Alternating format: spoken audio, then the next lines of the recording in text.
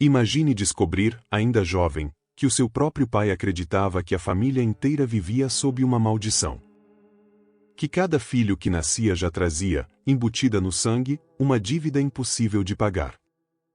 E imagine crescer assistindo, um a um, seus irmãos morrerem antes dos 34 anos, exatamente a idade que Jesus tinha quando morreu, enquanto seu pai repetia, cada vez mais convencido, que aquilo não era coincidência. Era castigo.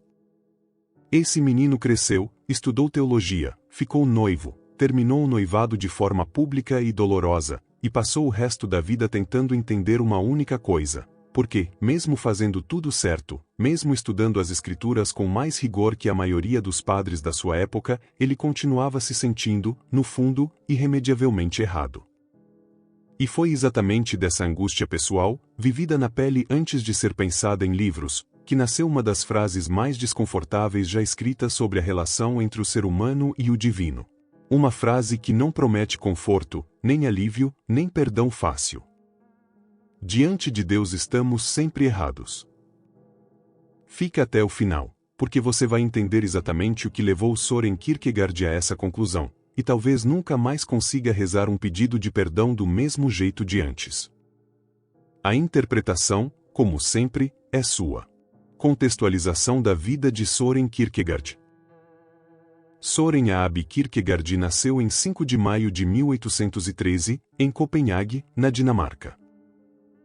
Era o filho mais jovem de uma família que vivia com bastante conforto financeiro, graças à fortuna construída pelo pai, Michael Pedersen Kierkegaard, um próspero comerciante de lã que havia enriquecido ainda jovem e se aposentado relativamente cedo dos negócios. Mas a riqueza material da família convivia com um peso espiritual sufocante.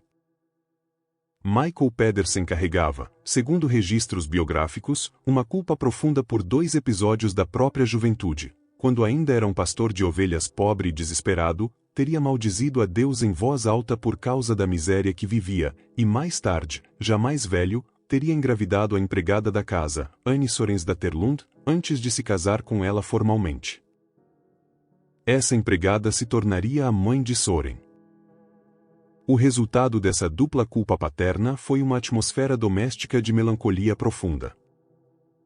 Michael Pedersen acreditava estar amaldiçoado, e essa crença pareceu se confirmar de forma trágica. De 7 filhos, 5 morreram ainda jovens, a maioria antes de completar 34 anos, a idade em que, segundo a tradição cristã, Jesus Cristo teria morrido. Søren cresceu nesse ambiente de expectativa sombria, convencido por boa parte da juventude de que também morreria jovem, vítima da mesma maldição familiar. Estudou teologia na Universidade de Copenhague, mas se interessou mais profundamente por filosofia e literatura do que pela carreira pastoral convencional que se esperava dele. Em 1840, ficou noivo de Regine Olsen, uma jovem por quem nutria afeto genuíno. Mas, apenas um ano depois, em 1841, rompeu o noivado de forma abrupta e pública, sem nunca explicar totalmente os motivos, alegando posteriormente em seus diários que se considerava temperamentalmente incapaz de oferecer a ela uma vida de casamento convencional, dada a profundidade da sua própria melancolia e da missão intelectual que sentia que precisava cumprir sozinho. Esse rompimento se tornaria uma ferida permanente, revisitada de formas disfarçadas em praticamente toda a sua obra filosófica posterior. Kierkegaard desenvolveu o hábito peculiar de publicar boa parte da sua obra sob personas diferentes, como Johannes de Silentio, Vigilius Aufnincis e Johannes Climacus, cada um representando uma perspectiva filosófica distinta sobre a existência humana. Usava esses disfarces literários não por timidez, mas como estratégia. Queria que o leitor enfrentasse as ideias diretamente, sem a autoridade do nome do autor servindo de atalho para a concordância automática. Um dos episódios mais marcantes e dolorosos da sua vida adulta foi o chamado Caso Corsário, ocorrido a partir de 1845. O jornal satírico dinamarquês Corsaren passou a atacá-lo publicamente, publicando caricaturas que ridicularizavam sua aparência física, incluindo desenhos que o representavam com as pernas da calça de tamanhos diferentes. Kierkegaard se tornou, por um período, motivo de chacota nas ruas de Copenhague, perseguido literalmente por crianças que repetiam as piadas do jornal quando viam caminhar pela cidade. Foi uma experiência de exposição pública humilhante que ele descreveria depois como uma forma de martírio involuntário. Nos últimos anos de vida, Kierkegaard intensificou drasticamente sua oposição à Igreja Estatal da Dinamarca, que considerava ter transformado o cristianismo radical e exigente do Novo Testamento em uma conveniência social burocrática, onde ser cristão bastava ser dinamarquês e batizado, sem qualquer exigência existencial real. Em 1854 e 1855, lançou uma série de panfletos furiosos conhecidos como Ataque à Cristandade, atacando publicamente bispos e pastores da Igreja Estatal por traição aos verdadeiros valores cristãos. Enfraquecido fisicamente, Kierkegaard desmaiou na rua em 2 de outubro de 1855 e foi internado no Frederis Hospital, onde permaneceria até sua morte, em 11 de novembro do mesmo ano, aos 42 anos. Coerente até o fim com suas críticas, ele recusou-se terminantemente a receber a comunhão das mãos de qualquer pastor da Igreja Estatal, incluindo seu amigo próximo Emil Boesen, preferindo morrer sem o sacramento a compactuar com a instituição que havia combatido. Duas obras centrais de Søren Kierkegaard. Temor e Tremor.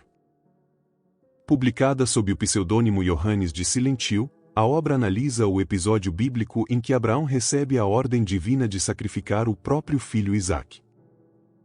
Kierkegaard usa essa história para argumentar que a fé genuína exige, em casos extremos, uma suspensão da própria ética universal em nome da obediência direta a Deus, revelando a fé como um salto solitário e angustiante, não como conforto racional.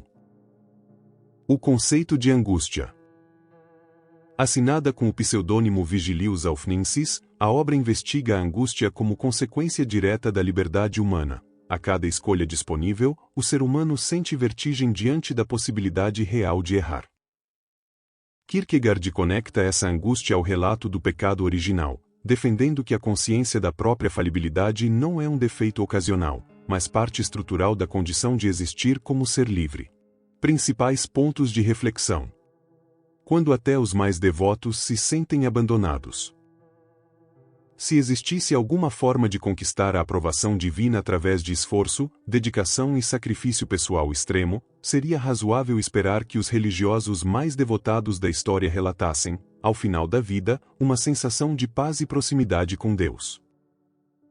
A realidade documentada conta outra história.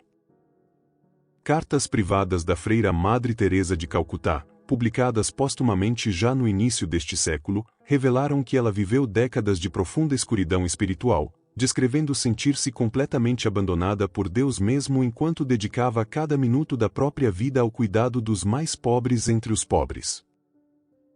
Se uma vida inteira de sacrifício extremo não foi suficiente para gerar, nela mesma, a sensação de estar certa diante do divino, Kierkegaard diria que isso confirma exatamente o seu argumento. Não existe quantidade de obra humana capaz de equilibrar essa equação. A Igreja Estatal como fábrica de cristãos automáticos. Na Dinamarca do século XIX em que Kierkegaard viveu, praticamente toda a população nascia automaticamente cristã, batizada ainda bebê pela Igreja Estatal, sustentada financeiramente pelo governo e administrada por pastores que eram, na prática, funcionários públicos remunerados pelo Estado. Esse sistema produzia números impressionantes de adesão formal, com taxas de batismo e frequência nominal próximas da totalidade da população. Mas, para Kierkegaard, esses números eram justamente a prova do problema que ele denunciava. Tornar-se cristão havia se transformado em automatismo civil, equivalente a obter um documento de identidade, completamente esvaziado da angústia existencial e da escolha pessoal radical que, segundo ele, definiam a fé verdadeira. Uma nação inteira de cristãos nominais, e ainda assim, segundo sua tese, todos permaneciam exatamente tão errados diante de Deus quanto qualquer pagão declarado. A humilhação pública do caso Corsário. A experiência pessoal de Kierkegaard durante os ataques do jornal satírico Corsaren, entre 1845 e 1846, oferece uma analogia direta e visceral ao tipo de exposição que ele descrevia em relação ao indivíduo diante de Deus. Durante meses, Kierkegaard foi alvo de caricaturas que ridicularizavam publicamente sua aparência física, sendo reconhecido e mofado nas ruas por estranhos e até crianças. Não havia onde se esconder daquele olhar coletivo de julgamento. Kierkegaard usaria, mais tarde, essa mesma lógica de exposição irrecusável para descrever a posição do indivíduo diante do olhar absoluto de Deus. Assim como não conseguia escapar do escárnio público em Copenhague, o ser humano não consegue, segundo ele, escapar do exame implacável do divino sobre cada falha da própria existência. Abraão e a insuficiência da ética universal. O argumento central de Temor e Tremor expõe algo desconcertante. Se a ordem divina dada a Abraão para sacrificar o próprio filho fosse julgada apenas pelos padrões éticos comuns da sociedade, seria simplesmente um ato monstruoso de violência infantil, sem qualquer justificativa moral aceitável. Kierkegaard usa exatamente esse desconforto para fazer um ponto radical. Se a fé genuína em determinado momento pode exigir contradizer a própria ética universal humana, então a moralidade social, por mais sofisticada que pareça, nunca pode ser o critério final de avaliação diante do divino. Isso implica que mesmo o homem mais ético da sociedade, pelos padrões humanos mais rigorosos, permanece, ainda assim, sujeito a estar completamente errado pelo padrão que realmente importa. A angústia da escolha que ninguém pode evitar. Kierkegaard vivenciou, na própria pele, a paralisia angustiante da liberdade quando rompeu o noivado com Regine Olsen em 1841. Anos de diários pessoais revelam um homem dividido entre o desejo de uma vida convencional ao lado dela e a convicção de que sua vocação intelectual e espiritual exigia solidão total. Não existia, para ele, uma escolha objetivamente certa entre as duas opções disponíveis, apenas a certeza angustiante de que qualquer caminho escolhido envolveria perda e possível erro. Kierkegaard generalizou essa experiência pessoal extremamente dolorosa para uma tese filosófica completa. A liberdade humana, por definição, é a abertura constante para a possibilidade de errar, e é exatamente essa vertigem permanente que ele batizou de angústia. Isaías 64 e a imagem da justiça humana como trapo sujo. A literatura bíblica que Kierkegaard estudou intensamente durante a formação teológica contém imagens duras sobre a insuficiência moral humana diante do divino. O livro de Isaías, capítulo 64, versículo 6, declara: "Mas todos nós somos como o imundo, e todas as nossas justiças como o trapo da imundícia, e todos nós caímos como a folha, e as nossas iniquidades, como o vento, nos levam." Para Kierkegaard, essa imagem capturava exatamente o que ele tentava expressar filosoficamente. Mesmo aquilo que os seres humanos consideram suas melhores ações morais, suas justiças, é descrito pelo próprio texto sagrado como algo sujo e descartável diante da pureza absoluta exigida pelo divino. Não há meio termo confortável nessa comparação, apenas a constatação de uma distância intransponível entre o esforço humano e o padrão absoluto. Romanos 3 e a negação bíblica de qualquer justo. Outro texto que sustenta diretamente a tese de Kierkegaard aparece na carta de Paulo aos Romanos, capítulo 3, versículos 10 a 12, que afirma de forma categórica: "Não há justo, nenhum sequer. Não há ninguém que entenda, não há ninguém que busque a Deus. Todos se extraviaram, todos juntamente se fizeram inúteis." Esse trecho elimina qualquer possibilidade de exceção individual. Não se trata de afirmar que a maioria das pessoas falha diante de Deus enquanto algumas poucas conseguem, por mérito próprio, alcançar retidão suficiente. O texto é absoluto, nenhum sequer. Kierkegaard usava esse tipo de afirmação bíblica radical para confrontar diretamente qualquer fiel que se sentisse, ainda que discretamente, satisfeito com a própria conduta moral perante o divino. A caridade como possível disfarce do próprio orgulho. Kierkegaard era especialmente desconfiado da boa ação realizada publicamente, suspeitando que muito do que se chama de generosidade religiosa serve, na verdade, para alimentar discretamente a vaidade de quem a pratica, mais do que para aliviar genuinamente o sofrimento de quem a recebe. Essa desconfiança encontra eco em fenômenos observáveis até hoje, como instituições religiosas que associam doações financeiras a recompensas espirituais explícitas, prometendo bênçãos materiais proporcionais ao valor doado, transformando a caridade em transação comercial disfarçada de virtude. Para Kierkegaard, esse tipo de prática confirmava exatamente o seu ponto. A boa obra, quando calculada e exibida, deixa de ser expressão de amor genuíno e se torna apenas mais uma tentativa, sempre fracassada, de equilibrar uma conta que, segundo ele, jamais pode ser equilibrada por ação humana nenhuma. A herança de culpa do próprio pai como prova viva da tese. A própria biografia familiar de Kierkegaard funciona como ilustração concreta e pessoal da sua filosofia. Seu pai viveu décadas convencido de estar amaldiçoado por 2 pecados específicos da juventude, e essa culpa não diminuiu com o tempo, riqueza ou boas obras posteriores. Mesmo depois de décadas de vida íntegra, sucesso financeiro e dedicação religiosa visível, Michael Pedersen Kierkegaard morreu, segundo relatos do próprio Soren, ainda atormentado pela certeza de que sua culpa original jamais havia sido apagada, e que a morte sucessiva dos próprios filhos era prova viva disso. Soren cresceu observando, na prática diária da própria casa, que nenhuma quantidade de tempo, sucesso ou comportamento correto havia sido suficiente para libertar o pai daquela sensação inescapável de estar, fundamentalmente, errado diante de Deus. O ataque final contra o conforto institucional do perdão. Nos últimos meses de vida, já gravemente doente, Kierkegaard intensificou ao máximo sua campanha contra a Igreja Estatal dinamarquesa, acusando publicamente seus líderes de transformar o perdão divino em rotina barata, administrada semanalmente sem qualquer exigência real de transformação interior do fiel. Seu gesto final, recusar a comunhão das mãos de um pastor oficial da Igreja no leito de morte e preferir morrer sem o sacramento a recebê-lo de um funcionário do Estado, resume sua crítica mais profunda. Para ele, o arrependimento ritualizado e repetido semana após semana, sem qualquer abismo existencial genuíno sendo enfrentado, era exatamente o tipo de teatro confortável que permitia às pessoas se sentirem perdoadas sem nunca de fato confrontarem a profundidade real do próprio erro diante do absoluto. Análise da frase. Diante de Deus estamos sempre errados.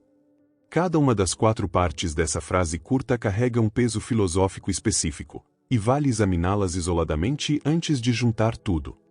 O diante de estabelece a posição relacional que interessa a Kierkegaard. Não se trata de uma avaliação abstrata e distante, mas de um confronto direto com o divino, sem qualquer distância protetora de regras, instituições ou intermediários. É a exposição total e inevitável do indivíduo perante o olhar absoluto, sem nenhuma parede entre os dois. Deus aqui não funciona, no pensamento de Kierkegaard, como um juiz comparável a qualquer tribunal humano, sujeito a negociação, atenuantes ou interpretação favorável de um bom advogado. Funciona como padrão absoluto e infinito, contra o qual qualquer medida finita, por maior que pareça aos olhos humanos, é automaticamente insuficiente por definição matemática, e não por severidade arbitrária. Estamos sempre é a parte que elimina qualquer esperança de exceção temporal ou de progresso gradual rumo à aprovação. Não existe um momento futuro em que, após acumular suficiente virtude, o veredito mude de categoria. A palavra sempre remove a variável tempo da equação inteira, tornando inútil qualquer estratégia de melhoria progressiva como solução para o problema. Errados, talvez, o termo mais provocador, porque Kierkegaard escolhe deliberadamente não suavizar com palavras mais técnicas ou teológicas como imperfeitos ou limitados. Escolhe errados, palavra cotidiana, direta, sem o verniz acadêmico que poderia amortecer o impacto. É a mesma palavra que se usaria para uma resposta incorreta numa prova escolar, só que aplicada não a um cálculo pontual, mas à totalidade inteira da existência de cada pessoa. Lida assim, peça por peça, a frase deixa de soar como desabafo pessimista e se revela como argumento estrutural completo, posição de exposição total, padrão absoluto incomparável, ausência de qualquer janela temporal de escape, e veredito direto sem anestesia verbal. Para Kierkegaard, reconhecer essa equação inteira, sem trapacear nenhuma das 4 partes, era o único ponto de partida honesto possível para qualquer fé que merecesse ser chamada de autêntica. Soren Kierkegaard morreu jovem, exausto de uma luta que começou ainda na infância, dentro da própria casa, contra um peso que ele jamais escolheu carregar. Mas insistiu, até o último suspiro, em dizer a verdade exatamente como havia, sem suavizar para agradar ninguém. Deixa um like se esse roteiro te fez repensar a forma como você lida com a própria culpa e com a busca por aprovação, divina ou humana. E comenta abaixo, você acredita que é possível viver em paz reconhecendo, como Kierkegaard, que estamos sempre errados diante do absoluto, ou essa ideia destrói qualquer possibilidade real de paz interior? Aqui no canal Ensinamentos Brilhantes, não questionamos apenas as promessas divinas. Questionamos sua utilidade real para a vida humana. Inscreva-se para mais análises como esta. Até o próximo vídeo.